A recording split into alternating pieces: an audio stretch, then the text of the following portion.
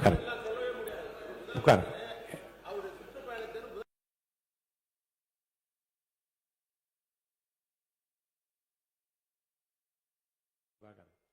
மாண்புமிகு எதிர்க்கட்சி தலைவருக்கு மீண்டும் சொல்கிறேன், சுருக்கமாக அரசின் கவனத்தை ஈர்த்து அமர்வதுதான் மரபும் விதியும். அந்த அடிப்படையில் உங்கள் பேச்சை நீங்கள் முடித்துக் கொள்ளுமாறு அன்போடு கேட்டுக்கொள்கிறேன். தவறாக எதுவும் பேசவில்லை. இல்ல, தவறு சரி. அனைத்து கட்சி கூட்டத்தை கூட்டப் போகிறீர்களா இல்லையா? எப்பொழுது கூட்டப் போகிறீர்கள்? இன்னொன்னு, கர்நாடக முதலமைச்சர் சொல்றாரு, முதலமைச்சர் இங்க வர தேவையில்ல, தமிழ்நாடு முதலமைச்சர் இங்க வர தேவையில்ல, தண்ணி நாங்கள் கொடுக்க முடியாது, தண்ணி இல்லை அப்படின்னு கர்நாடக முதலமைச்சர் சொல்லியிருக்கிறார். இதையெல்லாம் கேட்டுதான் நான் தெளிவுபட விரும்புகின்றேன். முதல்ல தமிழக முதலமைச்சர் கர்நாடகா செல்வதாக இருந்தாரா? அப்படி இருந்தால் ஏன் செல்லவில்லை? இப்பொழுது உங்களுடைய நிலை என்ன என்பதுதான் என்னுடைய கேள்வி. இரண்டாவது பிரச்சனை, பயிர்க்கடன் தள்ளுபடி பற்றி பேச விரும்புகின்றேன். தேர்தல் வாக்குறுதியில் நீங்கள் கொடுத்த வாக்குறுதி முழு பயிர்க்கடன். நான் இதெல்லாம் அனுமதிப்பதாக இல்லை. உங்களுடைய 56 விதியின் கீழ் கொடுத்திருக்கிற கடிதத்தில் ஒட்டி நீங்கள் நிறைய சொல்லிவிட்டீர்கள். நான் உறுப்பினர்கள் பேச வேண்டும். கவனத்தை ஈர்க்கின்ற அந்த நேரம் முடிந்து விட்டது. நான் அடுத்த உறுப்பினரை பேச அழைப்பேன். எட்டிங் வேண்டாங்க. நான் என்ன சொல்ல, நீங்க பாருங்க, உங்களுக்கு பேசுவதற்கு மாண்புமிகு எதிர்க்கட்சி தலைவருக்கும் மாண்புமிகு எதிர்க்கட்சிகளுக்கும் பேசுவதற்கு நிறைய அவகாசம் வேறு வேறு மானிய கோரிக்கைகள் வருகிறது. அப்ப நீங்க விரிவா விளக்கமா நீங்க பேசுங்க, பதில் சொல்லுக்கு அமைச்சர் முடிங்க. இரண்டாவது, இந்த பயிர்க்கடன் தள்ளுபடி நீங்க தேர்தல் வாக்குறுதி கொடுத்திருக்கிறீங்க, முழு பயிர்க்கடன் தள்ளுபடி அப்படின்னு. மாண்புமிகு பேரவைத் தலைவர் அவர்களே, மாண்புமிகு எதிர்க்கட்சி தலைவர்கள் கொடுக்கின்ற சிறப்பு கவன ஈர்ப்பு தீர்மானத்தில் அது இடம்பெற்றிருக்கிறதா என்பதை அறிய விரும்புகிறேன். போதும்.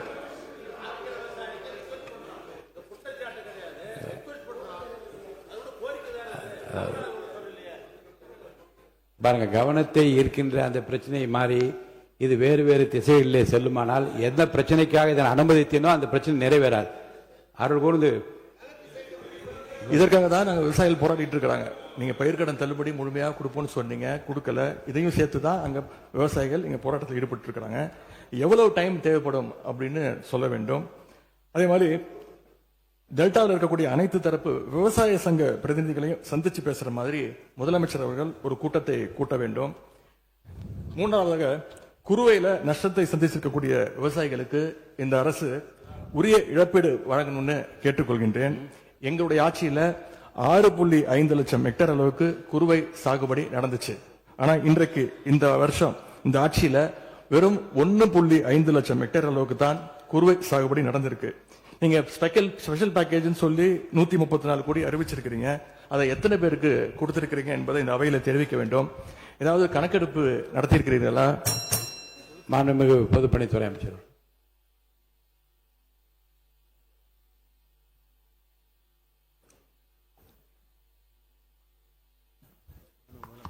மாண்புமிகு முதலமைச்சர் அவர்கள்.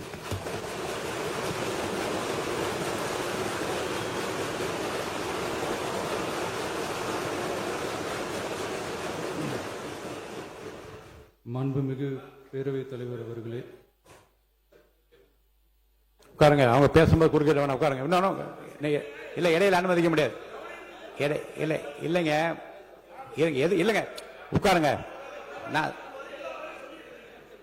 எல்லா வாய்ப்பு கொடுப்பேன். இருங்க, உங்களுக்கு கொடுக்குறேங்க. உங்க பேரை படிச்சு இருங்க. உங்க பேரை தெளிவா படிச்சுட்டேன். உட்காருங்க. உங்களுக்கு இல்ல, இப்ப அவங்க பேருங்க. அவர் இல்ல, இருங்க, உட்காருங்க.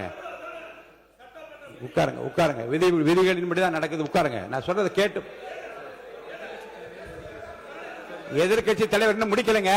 அவர் பேச முடிச்சுட்டாரா? இன்னும் எதிர்கட்சி இன்னும் முடிக்கவே இல்லை. உட்காருங்க. நீங்க அவர் பேசி என்ன அதுதான் பேசுறேன். எது சட்டமோ எது விதியாதான் நான் பேசுறேன். எனக்கு பயப்பட சொல்லி நான் சொல்லுங்க. அவைக்கு பயப்படுங்க, விதிக்கு பயப்படுங்க. எனக்கு பயப்பட வேண்டாம், விதிக்கு பயப்படுங்க. மாண்புமிகு எதிர்க்கட்சி பேசி முடிக்கல. அவர் பேசி முடித்த இருங்க. அவர் பேசுகிற போது குறுக்கீடு பாருங்க. அவர் பேசுகிற போது தயவுசெய்து உட்காருறீங்களா? உட்காருங்க. என்ன உட்காருங்க, நான் அனுமதி தரேன். பேரவை முன்னவர் பேசுங்க. பேரவை முன்னவர் உட்காருங்க, பேசுங்க. நீங்க பேச கருத்து சொல்லுங்க. மாண்பு பேரவைத் தலைவர் அவர்களே, ஒரு நிமிஷம். மாண்பு பேரவைத் தலைவர் அவர்களே, எதிர்க்கட்சி தலைவர் சொன்னதற்காக இல்லை ஒரு நிமிஷம், எதிர்க்கட்சி தலைவர் குறிப்பிட்டதற்காக அதற்கு ஒரு பதில் அளித்ததற்கு பிறகு முறைப்படி உங்களுக்கும் அந்த வழங்கப்படும். ஆகவே நீங்கள் அதுக்குள்ள அவசரப்படாதீங்க. அதுதான் சொல்றேன், நான் அதுதானே சொல்றேன். மாண்புமிகு முதலமைச்சர் அவர்கள்.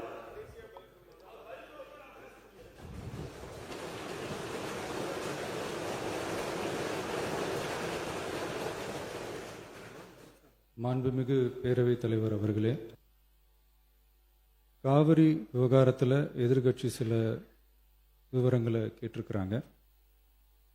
காவிரி நமக்கு உயிர் ஆதாரம், நம்மளோட உணர்வு ரீதியான ஒன்று. அதனால் அதை வச்சு அரசியல் பண்ணுற எண்ணம் துளி கூட நம்ம அரசுக்கு இல்லை.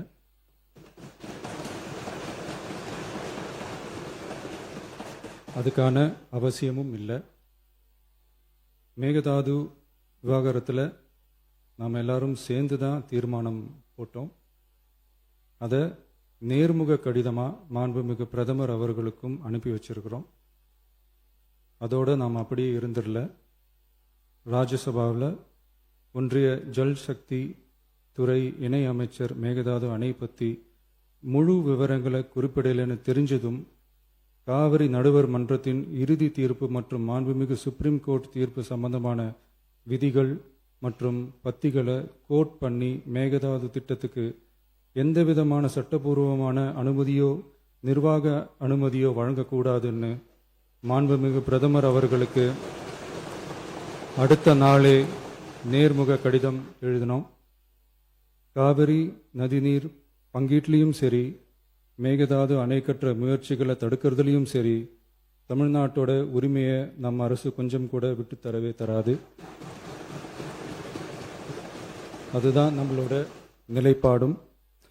அதே நேரத்தில் கர்நாடகாவில் சில அணைகள் கட்ட ஆரம்பித்ததை பற்றியும் இதே அவையில் 1969 ஒரு விவாதம் நடந்திருக்கு. அப்போது நீர்வளத்துறை அமைச்சராக இருந்தது யார்? அப்போ அணை கட்ட விட்டது ஏன்னு கேட்டு அந்த மாதிரி சீப் பாலிடிக்ஸ்லாம் நான் பண்ண விரும்பலை.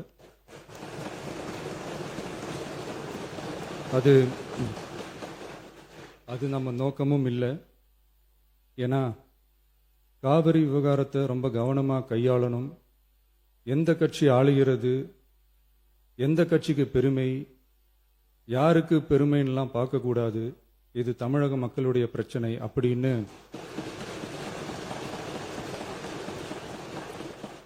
அப்ப இருந்த எதிர்க்கட்சி தலைவர் திரு கருத்திருமன் அவர்கள் சொன்னதை இந்த சபையில் சொல்ல விரும்புகிறேன். காவிரி பிரச்சனையில் சம்பந்தப்பட்ட 2 மாநிலங்களும் ஒன்றிய அரசும் உட்கார்ந்து முடிவெடுக்கணும்னு 1969 இந்த சபையில் பேசியிருக்கிறாங்க.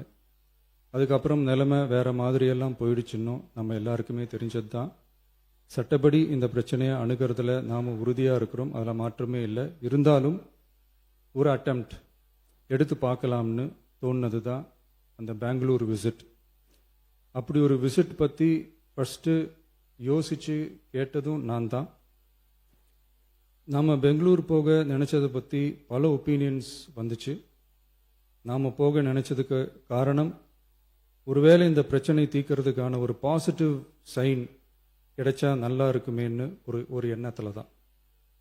இன்றைய காலத்தில் பகை நாடுகளை பேசி தீர்க்க பார்க்குறாங்க, பக்கத்து மாநிலத்தோட பேசி பார்த்தா என்னன்னு நினச்சேன்.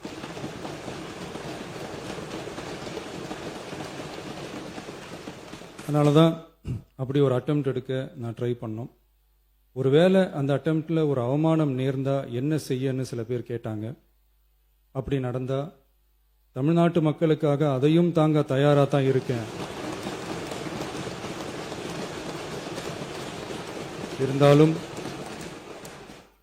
இருந்தாலும் நம்ம மேல அன்பு காட்டின அத்தனை பேருக்கும் என்னோட நன்றிகள்.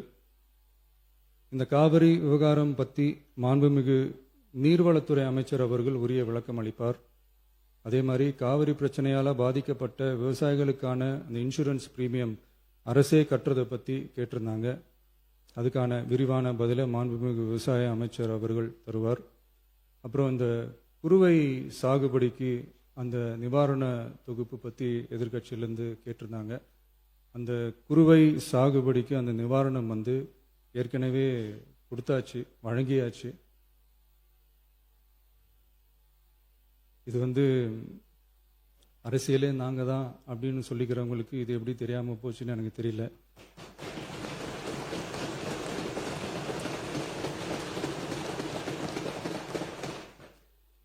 முன்ன பின்ன பேப்பர் படிச்சிருந்தா நாட்டில் என்ன நடக்குதுன்னு தெரிஞ்சிருக்கும்.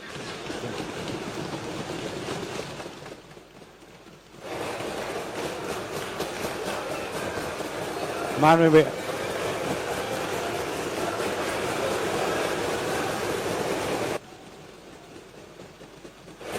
மாண்புமிகு எதிர்க்கட்சி தலைவர் சுருக்கமாக கொஞ்சம் அமைதியா இருங்க. மாண்புமிகு எதிர்க்கட்சி தலைவர் பேசுவதற்கு நீங்க அமைதியா இருங்க. நீங்களே இப்படி பிரச்சனை பண்ணா எப்படி? அமைதியா இருங்க, அவங்க பேசணும் சுருக்கமாக. பேரவைத் தலைவர் அவர்களே, ஸ்பெஷல் பேக்கேஜ்னா நீங்க கொடுத்தது 134 கோடி கொடுத்தீங்க. அது அனைத்து அரசுலையும் கொடுக்கறக்கூடிய ஸ்பெஷல் பேக்கேஜ் தான். இப்ப வறட்சி நிவாரண நிதி அவங்க கேட்கறாங்க. இது ரெண்டுத்துக்கும் வித்தியாசம் தெரிஞ்சுக்க வேண்டும். இது வெறும் டெய்லி காலைல பேப்பர் படிச்சா மட்டும் பத்தாது. அங்க அனைத்து கட்சி கூட்டத்தை கூட்டி அனைத்து விவசாயிகளோடையும் போய் கலந்து பேசி அவங்களுடைய கோரிக்கைகள் என்னன்னு நீங்க தயவு செய்து கேட்டுக்கொள்ள வேண்டும். அதே மாதிரி அதே முன்னர் மாண்புமிகு இதெல்லாம் மன்னிக்கணும்.